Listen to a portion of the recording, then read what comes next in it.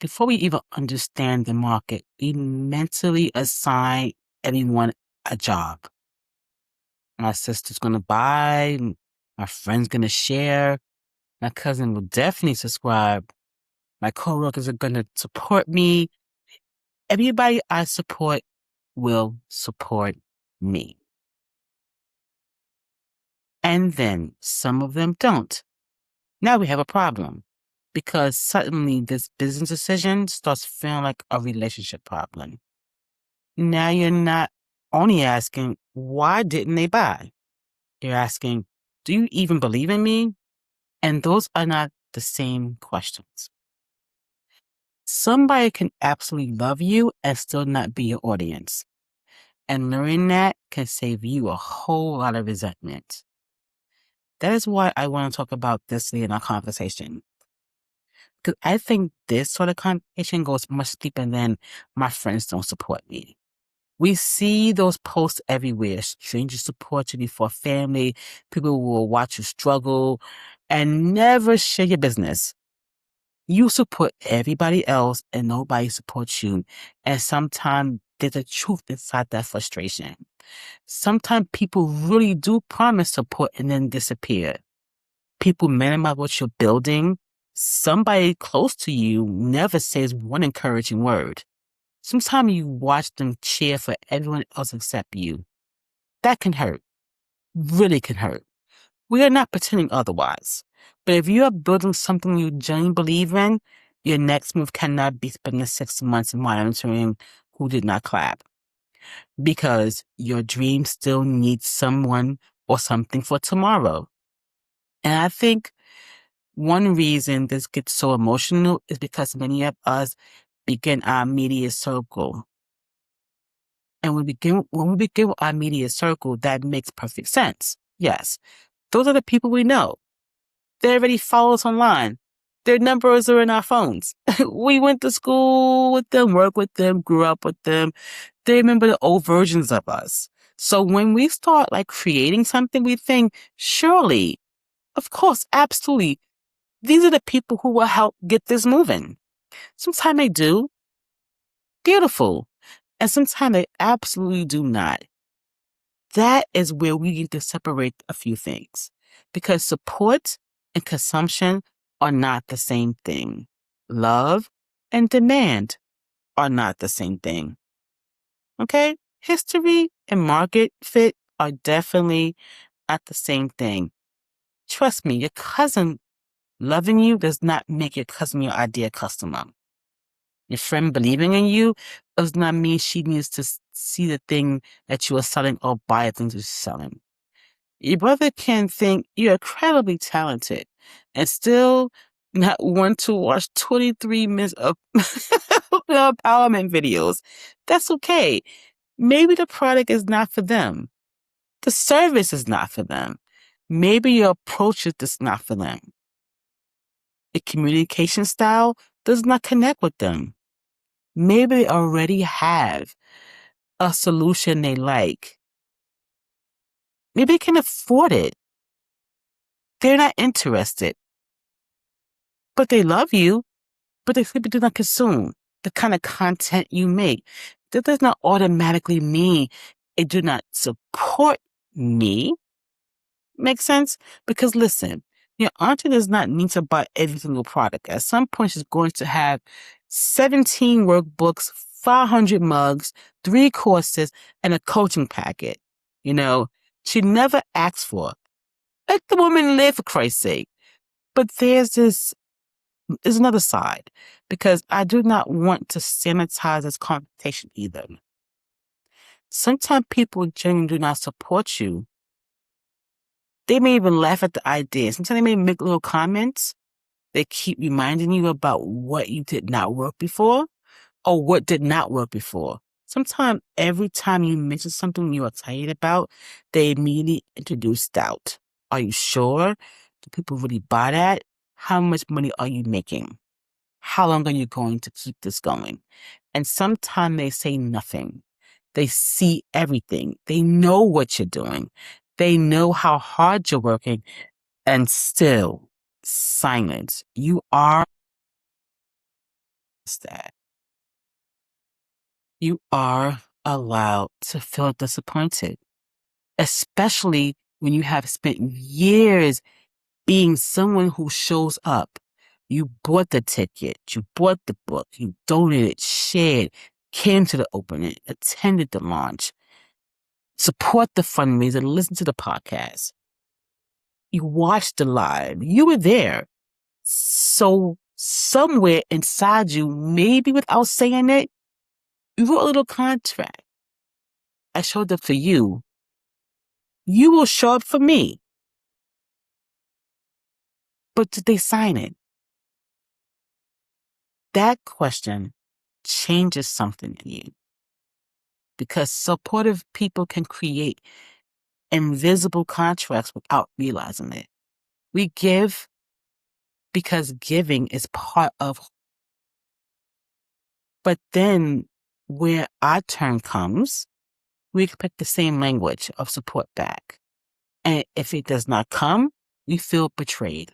Sometimes the betrayal is valid. If somebody makes a specific promise, that's different. If somebody says, I'm buying on Friday, if Friday before Christmas, you may feel disappointed. If somebody says, I'm coming to your next event, and never even acknowledge that they did not come, you may feel something about that.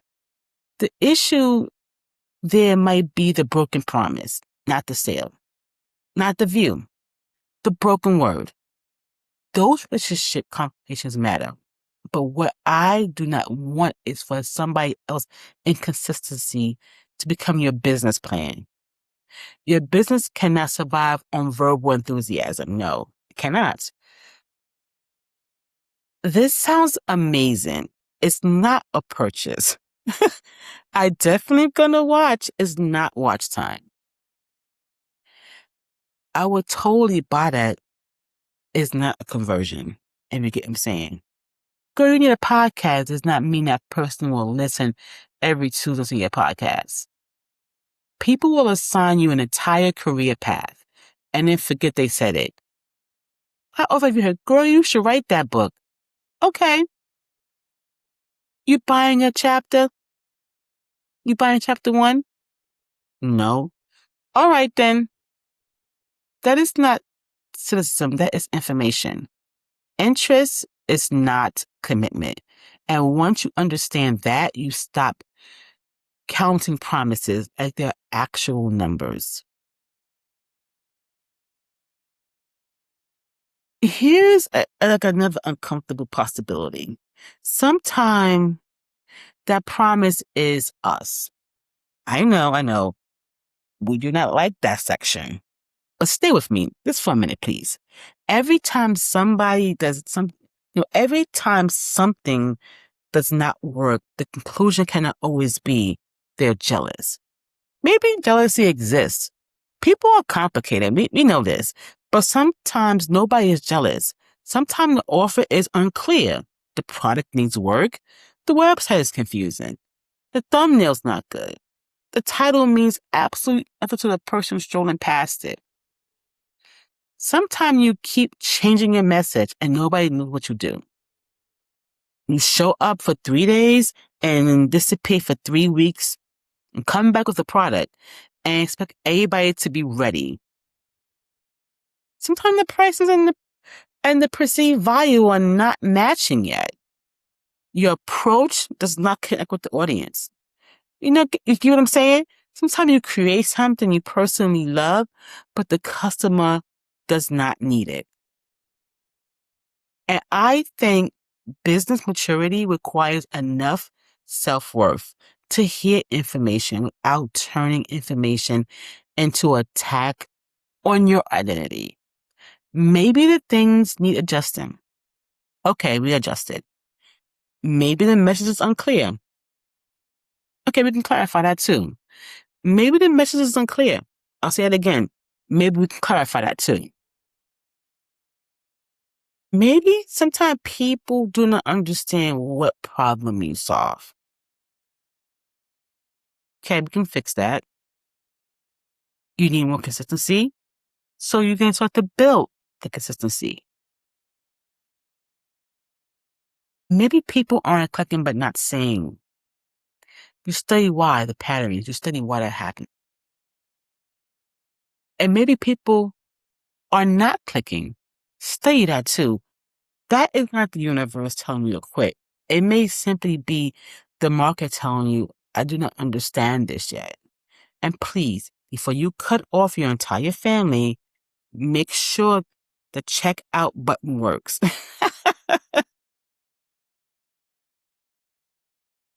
I hope you got the people who have online stores.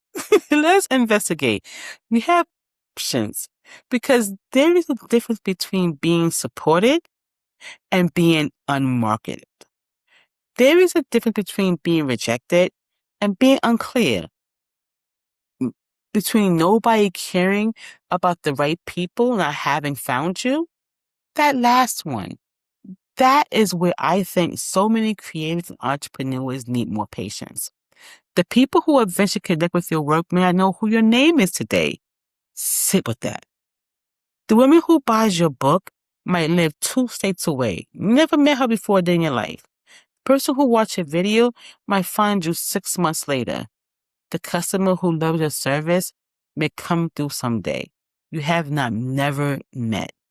The person who shares your work might have no relationship to you personally at all. They just needed what you had. That is why your job cannot be convincing everybody you already know. Your job is learning how to reach the people who actually need the work. And this is where I've been thinking about something very intentionally. That one person needs the masses, not everyone. Not I want this video to reach 1 million people. Sure, wonderful. Come on, 1 million. I would love that. We welcome you. But where I'm talking is to that one person who needs the service. Who are they? Who is she? What has happened in their life? What is she trying to make sense of? What question did she type in the search bar? What keeps bothering her? What have they been doing, or trying to explain? What has she been too embarrassed to say? Or what language does she use when nobody's listening? If I can talk to that one person, something changes in my voice. I stop performing for everybody. I stop trying to impress some invisible giant audience. I start having a conversation that is different because everybody is very difficult to talk to. Everybody wants different things, have different problems, are at different stages. But that one person, I can talk to them. That one person who has spent 30 years being responsible and so you cannot answer, what do you do for fun? I can talk to that person. I can talk to her. The woman who keeps shrinking inside relationships and cannot figure out why she feels disconnected from herself. I can talk to her. How about the women who turn 50 and realize she does not the same things anymore? The women building something quietly, wondering why isn't anyone I know showing up for me? And because I am talking specifically to that person, other people hear themselves too. That is a strategic magic. Specifically can become universal.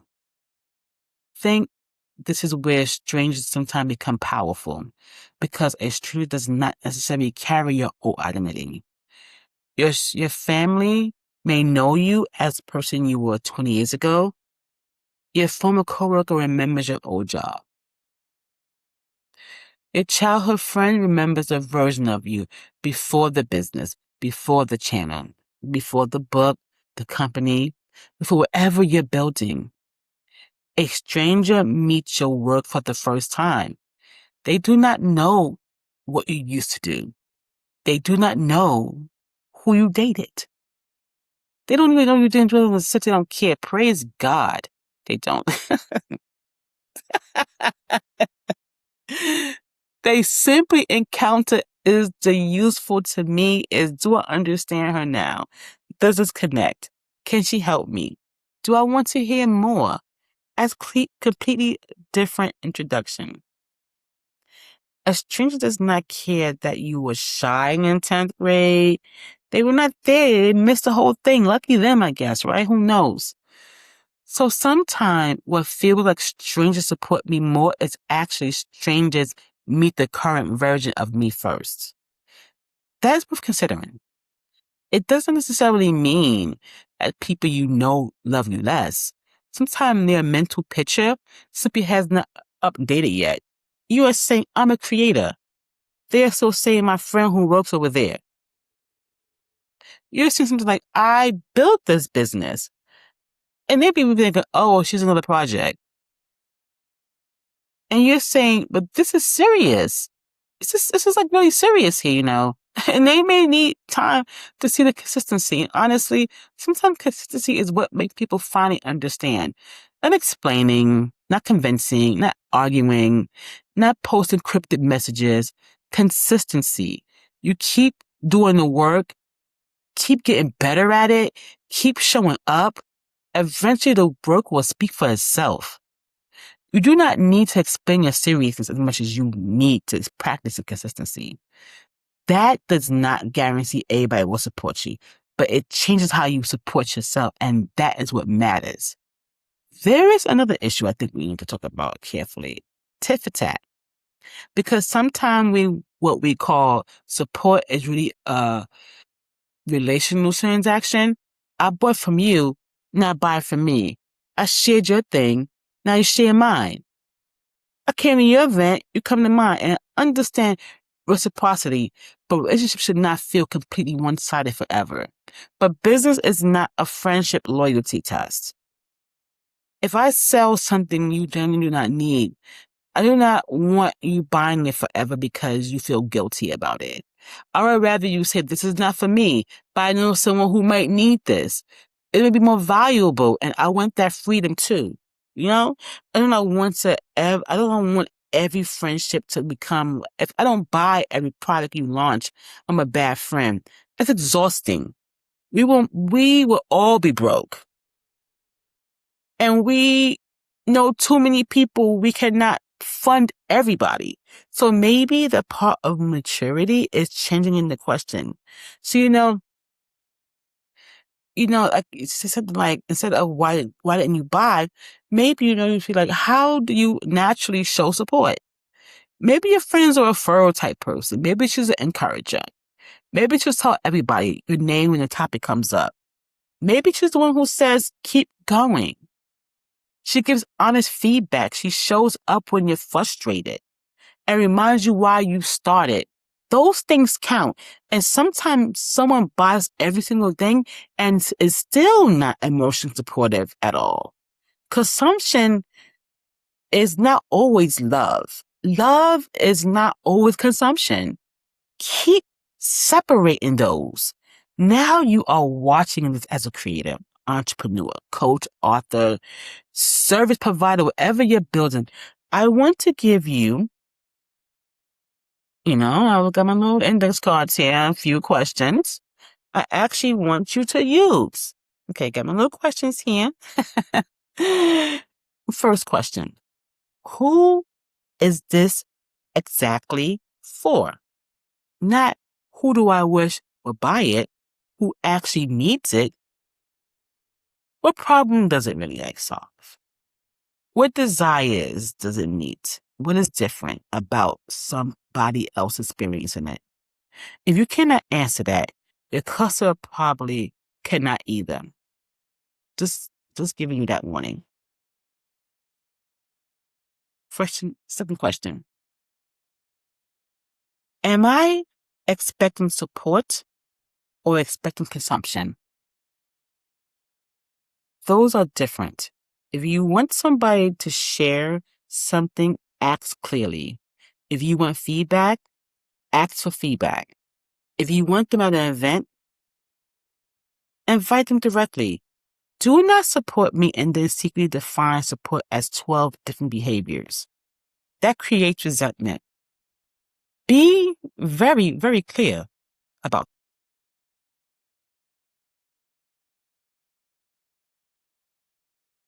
the question. What is actually response? What is the actual response telling you? Sorry. Not the emotional story, the response. Are people clicking, watching, buying, asking questions? Are they like confused? Are they returning, referring, sharing? Look at the behavior. Behavior gives you information. Maybe the idea is good, but the packaging is weak. Maybe people of the topic, but not the format. Maybe the price needs contact. Maybe the service description sounds like follow other people.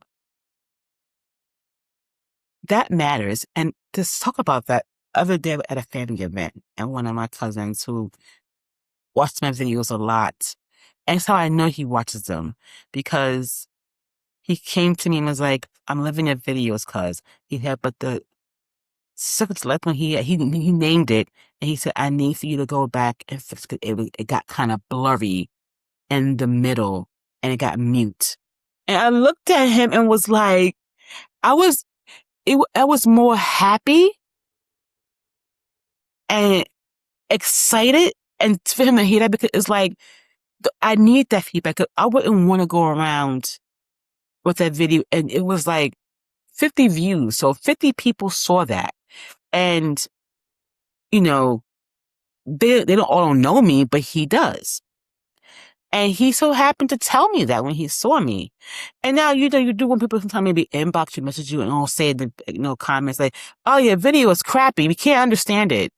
And if you say in a way that is retainable, I'm going to fix it. Yes. But to hear that, then I knew that he was looking at my stuff and he knew where it happened. Well, I went to go back and watch it. I noticed that and fixed it and was grateful that he said that to me, So that's what I'm saying. It's like, that matters and it does.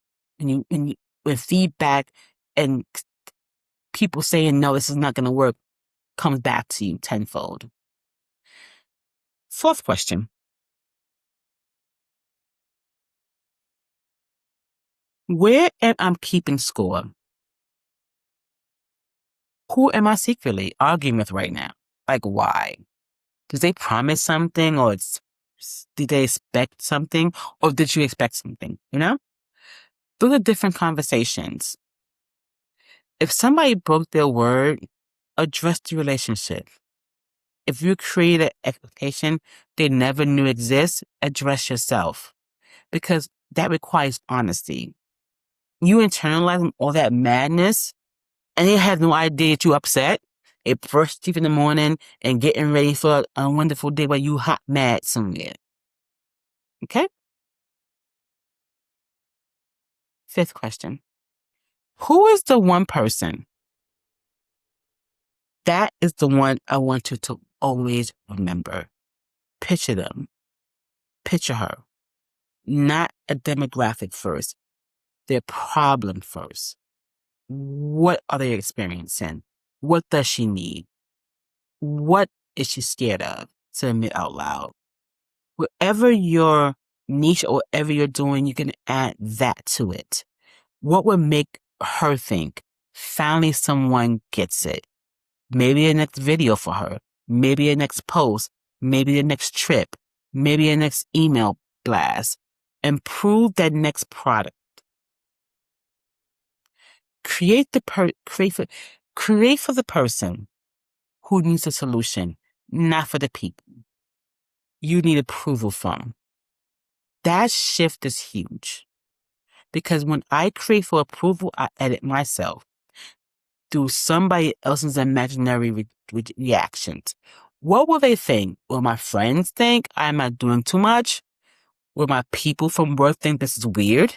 Will my family understand? But when I create for my person I serve, the questions become, is this useful, clear, honest, relevant? Do they recognize themselves? Can she do something with this information? Those are much stronger questions. And I also want to say something about disappointment, because I do not want to turn being business-minded into being emotionally numb. If something you love doesn't show up and it hurts, it hurts. Do not gaslight yourself. You can understandably, logistically understand that they are not your customer and still emotionally wish that they had asked. How did it go? You can understand. They may not watch YouTube, they may not watch TikTok, they may not do a lot of things that you think they do, and still appreciate when they say, I saw your post. I'm proud of you. Those things matter. Human beings want witness. We want people who know us personally to see what we are building. That is normal. But I want you to feel that disappointment without turning disappointment into this kind of mass verdict. They did not share it, therefore nobody cares. They do not buy it, therefore that they're bad. No. They did not comment, therefore they are jealous. Maybe not. Do not build an entire psychological profile on someone for skipping posts. Please do not become the FBI, Instagram, the online 842, and like Keisha posted at 8:47. And my post went up at 8:31. Girl, close the app. Drink some water or some tea or whatever libation you need. You have work to do. Your energy belongs in making things better. Serving the people who are already responding, leaning or learning when it's working, and finding finding more of the right audience and appreciating support when it actually appears. Because this is another trap. We can't become so obsessed with the 5 people who did not show up that we completely ignore the 2 strangers saying, this helped me. Do not do that. That stranger's a person. That comment matters. That view came from a human being. The email from someone who's concerned. Turn around and look at who came. Stop chasing reluctant attention without overlooking genuine connection. You deserve to sit with that, because sometimes we think support only counts when it comes from people we are expected to. But what if the support is rather from someone else? What if a community is forming differently and you imagine? What if somebody in another city, another state, another country hears exactly what you're trying to say? What if that person become a customer? Then someone says, share your work. Then part of the actual community, that is possible. There is so much out there, so much for us. There's so much room to grow, and there's so much opportunities for the right person to find the right thing. Promise you that. And it's true. Your current circle is not the circumference of your future. That one I want you to remember. Your current circle is the circumference of your future. You do not know who is coming. You don't know what room your name will be entered into. You don't know who will find an old piece of content at exactly the right time. You don't know who will recommend you. You do not know what conversation will eventually be created. That does not mean sit around dreaming and then do the work. No. Do your research, study your audience, improve the offers. Pay attention to your patterns. But leave some room for possibilities too.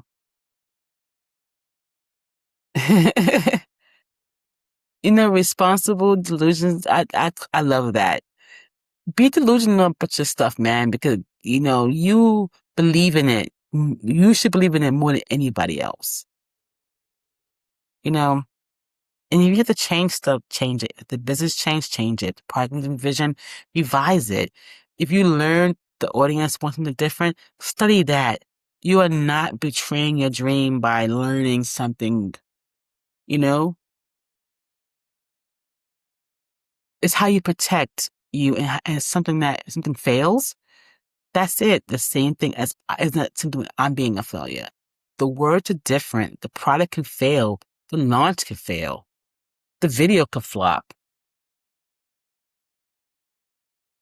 That's information. Sometimes what builds your confidence is realizing you can adjust without collapsing. And honestly, that is a life lesson. Not to be bitter, to be angry. Not that I'll show them. Maybe you're not the right person for this. No, no, you don't need all that.